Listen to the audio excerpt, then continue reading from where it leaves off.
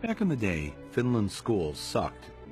When they tested the world's kids, both Finland and us were usually about the same, somewhere down the list of nations. But Finland didn't like that. So they tried some new ideas, and in no time, Finland shot to the top of the world. Their students were #1. How did they do that? That was the one question I wanted an answer to, and I went straight to see the Minister of Education. Before I could say anything, she blurted out their top secret. They do not have homework. Wait, so you reduce the homework you give them in school? Yes. They should have more time to be kids, to be youngsters, to enjoy the life. How many hours of homework did you get last time? About 10 minutes or something. 10 minutes of homework? Yeah.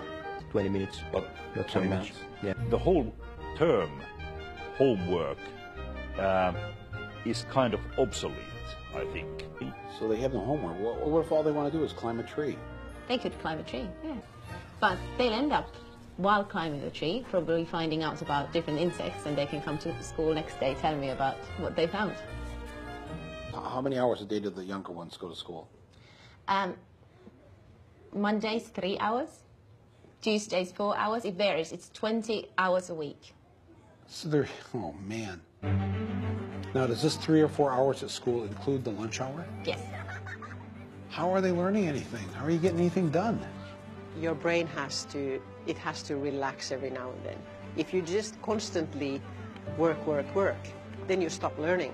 And there's no use of doing that for a longer period of time. Finland students have the shortest school days and the shortest school years in the entire Western world. They do better by going to school less. How do you know which schools are the best? The neighborhood school is the best school. It is not different than the school which can be, for example, situated in the town center, because all the schools in Finland, they are all equal. School is about finding your happiness, finding finding a way to learn what makes you happy. The children need to be baking, they should be doing art, doing all these things, because there's this very short time that they're allowed to be children. In the United States, education is a business. There are corporations making money. Here, it's so student-centered that when we had to redo our playground, they had the architects come in and talk to the kids. Were they listened to? Yes, there are things on our playgrounds that the students really wanted. We try to teach them to be happy person, to respect others and respect yourself. You're concerned with their happiness? Oh yeah. What the hell do you teach? I teach math.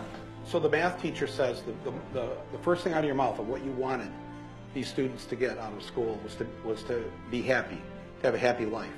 Yeah. And you're the math teacher. Yeah. When do they have their time to play and socialize with their friends and grow as human beings? Because there's so much more life around than just school. You want them to play? I want children to play. And that was the principle.